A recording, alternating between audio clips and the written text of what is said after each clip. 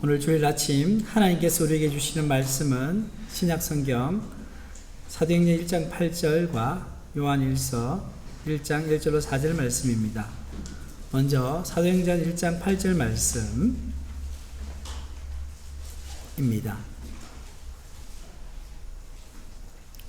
이 말씀을 우리 다 같이 한 목소리로 봉독하겠습니다. 시작. 오직 성령이 너희에게 임하시면 너희가 권능을 받고 예루살렘과 온 유대와 사마리아와 땅끝까지 이르러 내 증인이 되리라. 아멘. 요한일서 1장 1절로 4절 말씀입니다. 다 찾으신 줄 알고 이 말씀을 다 같이 합독하겠습니다. 태초부터 있는 생명의 말씀에 관하여는 우리가 들은 바요 눈으로 본 바요 자세히 보고 우리 손으로 만진 바라. 우리가 이 영원한 생명을 우리가 보았고 증언하여 너희에게 전하노니 이는 아버지와 함께 계시다가 우리에게 나타나신 바 됨이시니라. 우리가 보고 들은 바를 너희에게 전함은 너희로 우리와 사귐 있게 하려 함이니 우리의 사귐은 아버지와 그의 아들 예수 그리스도와 더불어 누림이라. 우리가 이것을 쓰면 우리의 기쁨이 충만하게 하려 함이라. 아멘. 할렐루야. 아멘. 네, 하나님의 은혜와 평강이 우리 성도인들 가운데 있기를 축복합니다. 아멘. 오늘 우리 샘물교회 찬양팀 언제나 찬양, 은혜로운 찬양 함께 하는데요. 오늘 너무 은혜롭고 좋았죠? 네. 예, 우리 박수로 한번 우리 격려하겠습니다. 네. 하나님을 찬양하고 하나님을 노래하는 것이 얼마나 감사한지 모릅니다.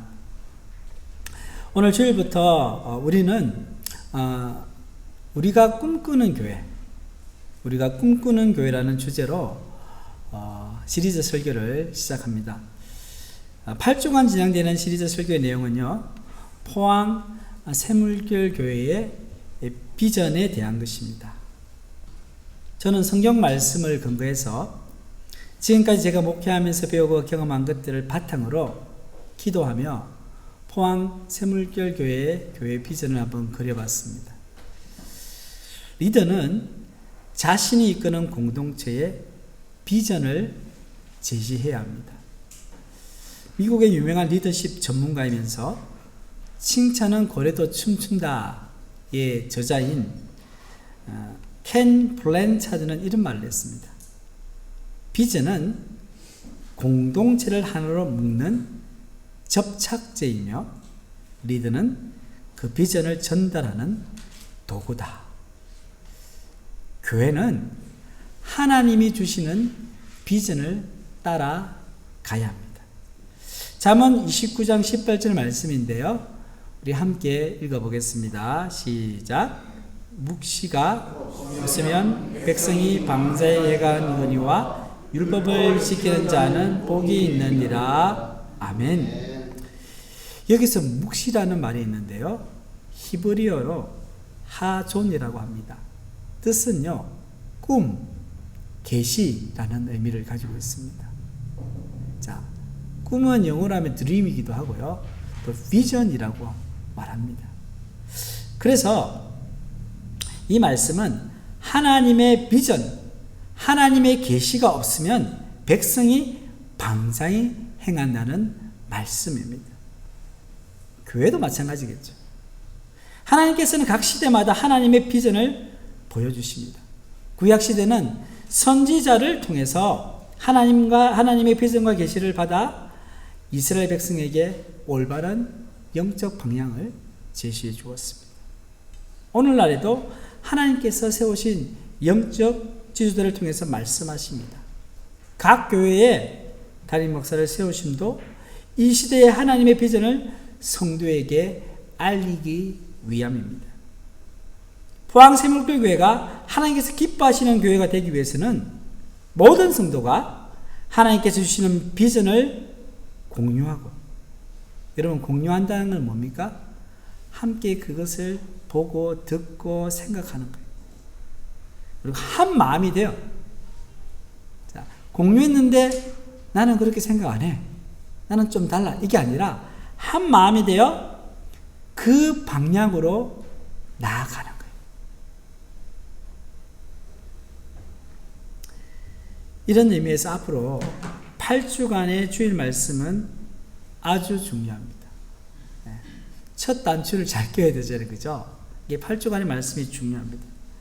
성도님들, 말씀을 통해 우리 교회를 향한 하나님의 비전을 제시하는 저를 위해서 기도 많이 해주시기를 바랍니다. 그리고 온 성도가 하나님께서 주신 비전에 따라 함께 나갈 수 있도록 기도하면 좋겠습니다. 오늘은 그 첫 번째 시간으로 우리 교회의 비전에 대해서 나누기를 원합니다. 자, 본당의 교회 비전 현수막이 바뀌었죠, 그죠? 예.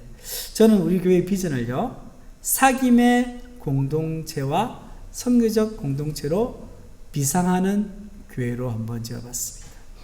여러분들 같이 한번 읽어볼게요. 시작! 사귐의 공동체와 선교적 공동체로 비상하는 교회. 어떻습니까? 좋습니까? 제가 한번 어떻습니까? 하면 반응해 보십시오. 어떻습니까? 좋습니까? 예. 좋습니다. 예. 교회 비전이 있고요. 이 교회 비전을 구체적으로 실천하기 위한 6대 사역 비전이 있어요. 중요하기 때문에 제가 주보 1면에다가 게시했지, 그죠? 예, 그걸 보시면서 제가 뭐뭐 공동체 이렇게 하면 그 뒤에 뭐뭐 교회가 있죠, 그죠? 그걸 여러분들이 따라하는 거예요. 준비되셨는지 모르겠어요. 그러면 여기 보시면 나옵니다. 제가 첫 번째부터 할게요. 예배 공동체, 하나님과 깊은 만남이 있는 교회, 교제 공동체, 교육 공동체, 전인들인 다음 세대를 세우는 교회, 양육 공동체, 성도를 양육하여 사역하여 세우는 교회, 섬김 공동체, 지역사회 이론도 함께 꾸고 묻는 친구 같은 교회, 생명 공동체, 전도와 선교로 협력을 하는 교회. 아멘. 아멘. 여러분, 주보 버리지 마시고 주보 집에 가져가셨어요. 교회를 위해 기도하실 때 교회 비전과 교회 6대 사역 비전을 가지고 기도하시면 좋겠어요. 하나님, 우리 포항 새물교회가 이런 교회 되기를 원합니다. 이런 교회가 우리가 꿈꾸는 교회입니다. 그리고 하나님이 꿈꾸는 교회가 되게 하여 주옵소서. 기도하시기를 축복합니다. 아멘. 자, 앞으로 우리가 읽은 이 비전에 대해서 말씀을 통해서 차근차근 하나씩 나누기를 원하는데요. 오늘은 사귐의 공동체에 대해서 나누겠습니다. 사귄다는 것은 남녀 간의 사랑에만 국한되는 말이 아닙니다. 쟤 누구하고 사귄다 이런 말 많이 하잖아요. 이것은 오히려 친구 사이의 우정에 더 적합합니다. 우리에게는 두 종류의 친구가 있는 것 같아요. 첫째는 일이 있을 때만 연락하는 친구 있죠? 둘째는 별일이 없어도 보고 싶어서 연락하는 친구입니다. 진정한 우정은요, 별일이 없을 때에도 그 사람 자체가 보고 싶어서 자주 만나면서 깊어지는 것입니다. 여러분, 하나님과의 사귐도 이와 마찬가지인 줄 믿습니다. 오늘 본문 3절 말씀을 보면 사귐이라는 단어가 나옵니다. 자, 드디어 사귐이라는 단어가 나오는데요. 3절 말씀을 우리 전체를 읽어보겠습니다. 시작! 우리가 보고 들은 바를 너희에게 전함은 너희로 우리와 사귐이 있게 하려 함이니 우리의 사귐은 아버지와 그의 아들 예수 그리스도와 더불어 누림이라. 아멘. 믿음을 다른 단어로 표현하면 사귐입니다. 사귐에는 하나님과의 사귐과 다른 성도들과의 사귐이 있습니다. 본문 3절에서 우리의 사귐은 뭘까요? 다른 성도와의 사귐입니다. 아버지와 그의 아들 예수 그리스도와 더불어 누림이라는 뭡니까? 하나님과의 사귐을 말합니다. 십자가는요, 하나님과의 수직적 상임과 다른 성도와의 수평적 상임을 나타내는 상징이라고 말할 수 있습니다. 예수 그리스도의 십자가의 희생이 이 사귐을 가능하게 했습니다. 그리스도의 십자가로 말미암아 다른 성도들과 더불어 하나님과의 사귐을 누리는 것이 믿음으로 얻는 복인 줄 믿으시기를 바랍니다. 믿음으로 얻는 복입니다. 위대한 청교도였던 존 오웬이라는 사람이 있습니다. 이 존 오웬은요, 1674년 병을 앓으면서 친구에게 다음과 같은 편지를 썼습니다. 예수 그리스도는 우리의 가장 가까운 친구요. 죽은 후에는 유일한 친구가 될 것일세. 나는 다른 일에는 모두 실정을 내더라도 예수님과 대화하고 교제하는 일에는 실정 내지 않게 해달라고 전심으로 기도하고 있다네. 존 오웬은 병을 앓고 있으면서도 어떤 문제를 해결하기 위해서 하나님 제 병 고쳐주세요 라고 하기 위해서 하나님을 찾는 것이 아니라 하나님 그분을 만나고 그분의 위대함을 묵상하기 위해 하나님께 가까이 나갔습니다. 이는 존 오웬에게 있어서 하나님과의 사귐은 기쁨 그 자체였고 그 인생의 목적이었습니다. 이처럼 역사 속의 신앙의 위인들은요, 하나님과의 사귐을 아주 귀하게 여겼습니다. 사귐을 의미하는 헬라어가 뭔지 아십니까? 여러분 많이 들어보셨는데 코이노니아. 예, 두 가지 의미가 있어요. 첫째는 뭐냐면 동반자 혹은 동행자. 영어로 컴퍼니. 둘째는 뭐냐면 동력자. 영어로 하면 파트너. 그러니까 하나님과 동행하다 보면 하나님의 뜻과 마음을 알게 되고 그 뜻에 함께 참여하는 동력이 이루어지게 됩니다. 많은 경우 하나님과 동행 없이 하나님의 동력자가 되려는 사람들이 문제입니다. 하나님의 일을 하고 싶은데 하나님하고 동행은 안 하는 거예요. 하나님을 위해 무엇인가 일을 하려고 하기 전에 하나님과의 사귐이 우선적인 일이 되어야 한다는 말씀입니다. 특별히 목사를 비롯한 교회의 직분자들은요, 하나님의 일보다 하나님과의 관계에 우선순위를 두어야 합니다. 참 이게 쉽지는 않습니다. 그죠? 눈에 일이 보이고, 그죠? 하나님과의 관계에 눈이 잘 보이지 않아요. 내가 하나님과 영적으로 친밀한 관계 가운데 있을 때 하나님의 일도 은혜롭게 감당할 수 있게 됩니다. 교회에서 사역을 이끌고 감당하는 영적 리더일수록 매일의 삶 속에서 하나님과 영적 교제에 민감히 반응하고 최선을 다해야 할 줄 믿습니다. 아멘. 자, 본문 3절에 보면, 하반절에 보시면, 자, 우리의 사귐은, 자, 이 말씀을 잘 보십시오. 우리의 사귐은 아버지와 그의 아들 예수 그리스도와 더불어 누림이라 하고 했습니다.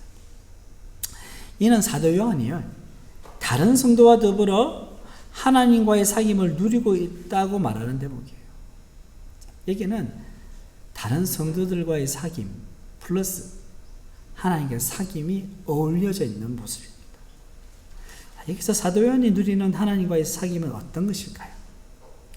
자, 사귄다는 것, 이 말은요, 순수 우리말이에요.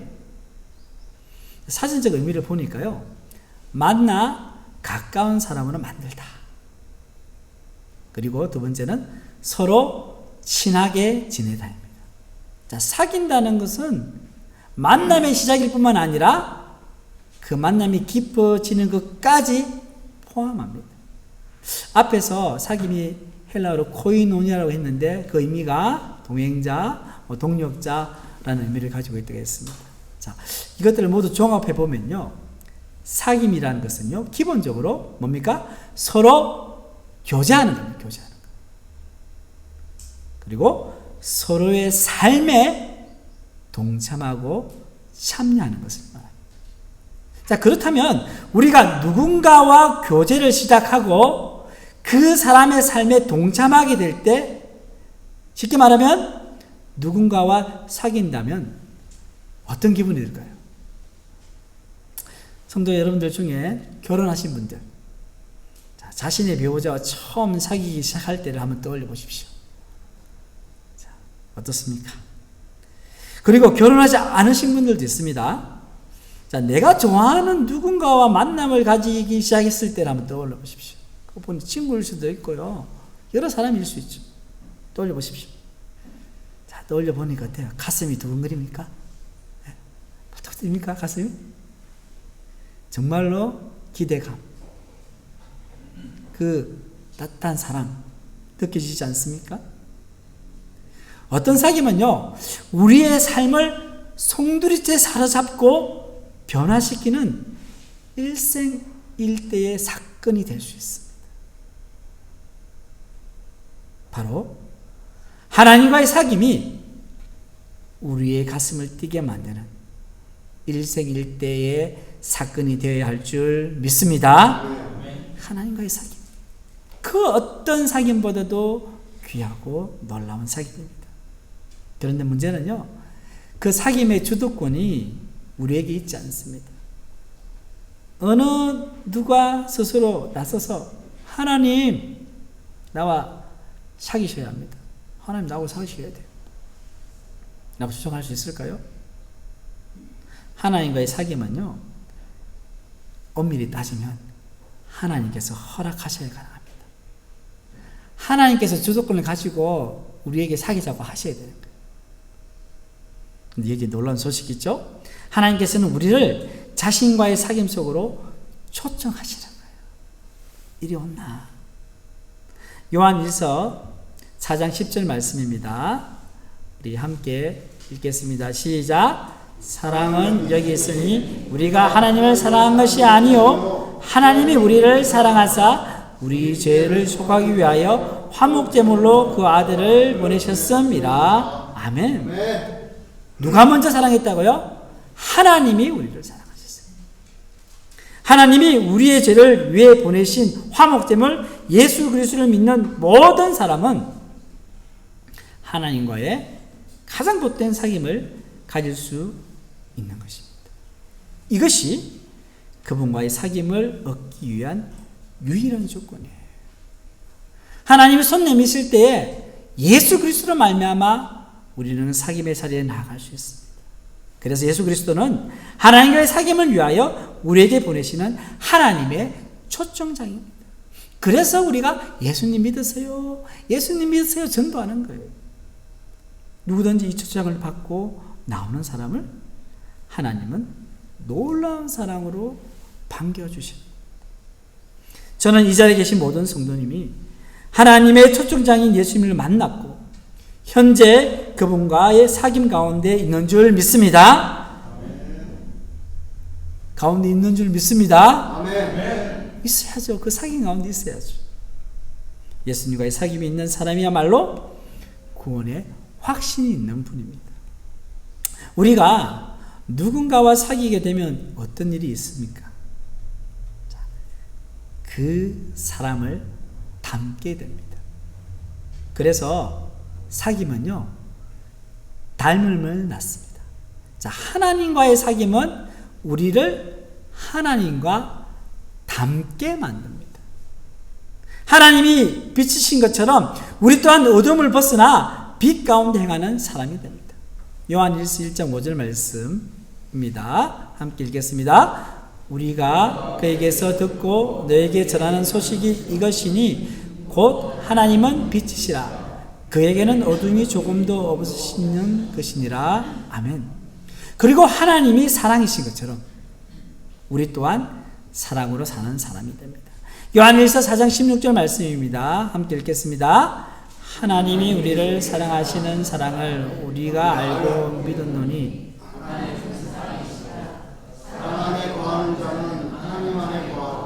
하나님도 그의 사랑 안에 거하시느니라. 아멘.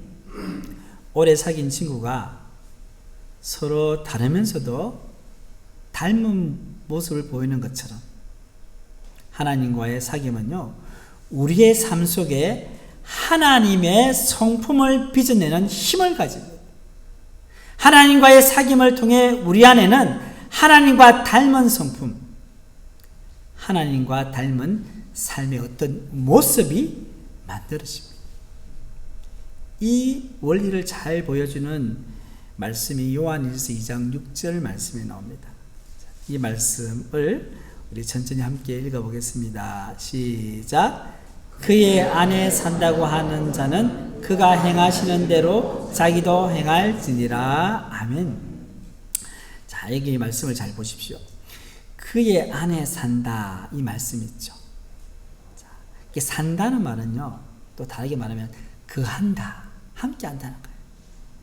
자, 그의 안에 산다, 이 말씀은 하나님과의 사귐을 동사형으로 바꾼 말이에요. 사귐은 명사잖아요. 사귐의 동사형이 뭡니까? 함께 사는 거고 함께 거하는 거예요. 자, 하나님 안에 거하는 사람은 하나님과의 사귐을 중단 없이 누리는 사람을 가리킵니다. 이 사람의 삶 속에는 그가 행하시는 대로 하나님과의 닮은 삶의 어떤 모습이 나타나야 된다. 자, 이 부분을 읽을 때 주의할 게 한 가지가 있습니다. 잘 보십시오. 여기 보면 대명사로 다 되어 있어요. 여기서 그라는 말이죠. 그를 가리킬 때 사용되는 대명사는요, 그의 안에 산다 할 때 그는 뭐냐? 3인칭 단수예요. 영어로 말하면 he나 she, 뭐 이거예요. 그래서 그는 누구냐면 하나님이 하나님. 그의 안에 산다는 것은 하나님 안에 산다는 거예요. 하나님 안에 거한다는 거죠. 이거와 다른 대명사입니다. 그가 행하시는 대로 할 때 그는요, 다른 대명사예요. 어떤 대명사냐? 영어로 말하면 that, 저것, 저 사람, 이거예요. 그러니까 그 안에 산다, 그가 행한 대로 할 때 그 안에 산다는 것은 하나님 안에 산다는 것이고, 그가 행한 대로, 저 사람이 행한 대로, 보통 요한 1서에서 저 사람은 누구를 가리키냐? 예수 그리스도를 가리켜요. 자, 그러면 그 다음에 하나가 또 뭐가 있냐면요, 그가 행하시는 할 때 현재 표현이잖아요. 근데 헬라 원어를 보면 과거 표현이에요. 과거형으로 되어 있어요. 그가 행하신, 저가 행하신 대로예요. 자, 그러면 쉽게 이야기하면, 자, 하나님 안에 산다고 하는 자는 예수님이 행하신 대로 자기도 행할지니라. 이런 말씀이잖아요.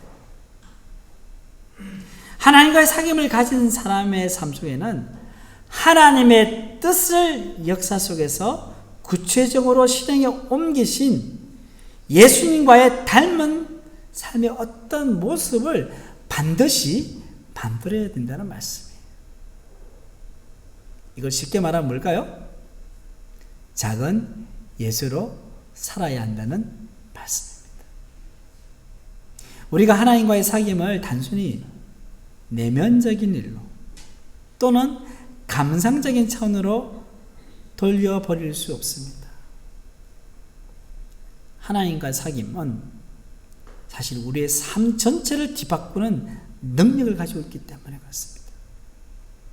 많은 사람이 하나님의 사귐을 내면적인 일로 축소시키는 경향이 있어요. 왜 그렇습니까? 하나님은 눈에 안 보이니까 눈 감고 기도하고 말씀 읽고 그냥 내 안에서 그냥 하면 좋겠다. 그런데요, 이렇게 눈에 보이지 않는 하나님을 그렇게 하다 보면 모든 것이 내면적으로 인식할 위험이 있는 거예요. 그것은 진정한 신앙생활이라 할 수 없습니다. 성경이 가르치는 하나님과의 사귐은요, 하나님의 뜻을 존중하며 힘을 다해 그의 계명을 지키는 것입니다. 요한복음 14장 21절 말씀입니다. 함께 이 말씀을 읽겠습니다. 시작.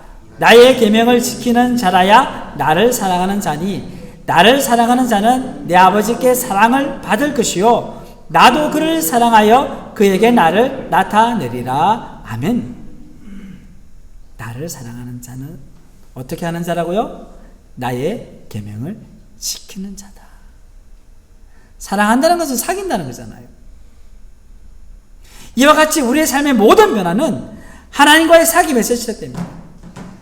우리 교회가 가장 우선적으로 추구해야 할 비전은 바로 하나님과의 사귐입니다. 하나님과의 사귐이 잘 이루어질 때 자연스럽게 다른 성도들과의 사귐도 잘 이루어지게 됩니다. 그렇다면 하나님과의 사귐을 위해 교회에서 가장 중요한 것은 무엇일까요? 뭘까요? 그것은 바로 예배입니다. 예배. 하나님과의 사귐의 그 중심에는 뭐가 있습니까? 예배가 있는 거예요. 지금 우리가 예배를 드리고 있지 않습니까? 예배는 성도와 하나님과의 사귐이 실제로 일어나는 장입니다. 예배 시간에 성도는 하나님 앞에 나아가서 그분께 찬양과 감사와 영광을 돌립니다. 온전한 예배가 드려질 때 그에 합당한 하나님의 은혜가 우리 가운데 임하는 줄 믿습니다. 하나님은 참되게 예배하는 자들을 찾는다고 말씀합니다. 요한복음 4장 23절 말씀입니다. 함께 읽겠습니다. 아버지께 참되게 예배하는 자들은 영과 진리로 예배할 때가 오나니 곧 이때라. 아버지께서는 자기에게 이렇게 예배하는 자들을 찾으시느니라. 아멘. 죄로 타락한 이 세상은요, 하나님을 예배하지 않는 사람들로 가득합니다. 지금 오늘 주일날 우리 교회는 이렇게 자리가 많이 비었잖아요. 저 다른 데 가보세요. 자리가 비어 터질 거예요. 놀러 가는 데는. 하나님을 예배할 시간에 하나님을 알지 못하는 사람들은 저렇게 다른 곳에 가 있습니다. 근데 요즘은요, 그 예배 드리지 않는 사람들, 예배 드리는 자들의 수가 점점 더 줄어드는 것 같아요. 그런데 원래 하나님이 이 세상을 창조한 목적이 있습니다. 그것이 무엇입니까? 이사야 43장 21절 말씀입니다. 이 백성은 내가 나를 위하여 지었나니 나를 뭐하고요? 찬송하게 하려 함이라. 나를 예배케 하려 함이라. 하나님께서는요, 천지 만물을 창조하시고 우리 인간을 마지막 날 창조하신 목적이 뭡니까? 하나님을 예배하게 하는 거예요. 그런데 지금도 여전히 세계 곳곳에는 아무도 하나님을 예배하지 않고요, 아무도 하나님을 찬양하지 않는 곳이 너무나 많이 있습니다. 그것들이 바로 우리의 선교지인 줄 믿습니다. 교회의 존재의 목적이 무엇입니까? 먼저 하나님을 예배하는 것이요, 나가서 하나님을 예배하지 않는 곳에 가서 내가 받은 하나님의 사랑을 전하는 것입니다. 그래서 그곳에 하나님을 예배하는 사람들을 세우는 것입니다. 사도행전 1장 8절 말씀입니다. 함께 읽겠습니다. 오직 성령이 너희에게 임하시면 너희가 권능을 받고 예루살렘과 온 유대와 사마리아 땅까지 이르러 내 증인이 되리라 하시니라. 아멘. 교회는 성령 강림으로 시작됐습니다. 오순절 성령 강림 사건 이후에 수많은 사람들이 회개하고 예수님을 믿었습니다. 이로 인해 하나님과 원수였던 사람들이 하나님의 백성이 되어 사귀는 관계가 되었습니다. 성령님이 우리 안에 역사하실 때 하나님과의 사귐이 지속되고 깊어집니다. 그리고 성령님은 우리가 세상 사람들에게 복음을 전하여 그들도 하나님과의 사귐 관계에 들어가게 하는 사명을 감당하게 하십니다. 이 선교적 사명을 감당하는 교회가 바로 선교적 공동체인 것입니다. 교회의 존재 목적은 바로 하나님과의 사귐과 선교입니다. 그래서 우리 교회의 비전이 사귐의 공동체와 선교의 공동체로 비상하는 교회입니다. 비상한다는 말은 무슨 말입니까? 날아오른다는 거, 교회가 날아오는 길은 두 가지밖에 없어요. 두 날개가 있잖아요. 한쪽은 하나님을 열심히 예배하고요, 다른 한쪽은 세상에 나가서 우리의 삶의 현장에서 그리스도의 복음을 전하는 삶을 살아가고 전도하는 거예요. 그럴 때 어떻게 해요? 교회가 비상하는 거예요. 한쪽 날개라도 제대로 안다면 날아오를 수 있습니까? 날아오를 수가 없는 거예요. 그래서 우리 교회의 비전입니다. 우리 비전을 한 번 더 큰 소리로 읽어보겠습니다. 시작. 사귐의 공동체와 선교적 공동체로 비상하는 교회. 성도 여러분, 말씀을 마무리하겠습니다. 교회는 하나님과의 사귐을 통해 성도 간의 사랑과 열함을 이루는 사귐의 공동체가 되어야 합니다. 이를 바탕으로 세상 속에서 복음을 전하는 선교적 공동체로 비상해야 합니다. 우리가 먼저 하나님과의 사귐 안에 거하며 그 사랑과 기쁨을 나누는 삶을 살아갈 때 성도 간의 사귐은 더욱 깊어지고요, 세상을 향한 선교는 더욱 강력해질 것입니다. 오늘 이 말씀을 통해 우리 교회가 하나님과의 사귐을 중심으로 하여서 세상에서 하나님의 사랑과 그리스도의 복음을 전하는 일에 전심전력하기를 주님의 이름으로 간절히 축원합니다. 아멘. 하나님 아버지, 우리를 하나님과의 사귐의 공동체로 불러주심에 감사드립니다. 오늘 주신 말씀처럼 우리 교회가 먼저 주님과 깊은 교제를 누리고 서로 사랑으로 하나 되게 하옵소서. 하나님과의 사귐을 통해 우리가 포항 새물길 교회가 작은 예수로 변화되어 세상 속에서 복음을 전하는 선교적 공동체로 비상하게 하옵소서. 성령의 능력으로 우리를 인도하사 하나님을 예배하고 주님의 비전을 이루는 일에 온 교회가 한 마음 되게 하옵소서. 아멘. 이 모든 말씀 존귀하신 예수님의 이름으로 기도드립니다. 아멘.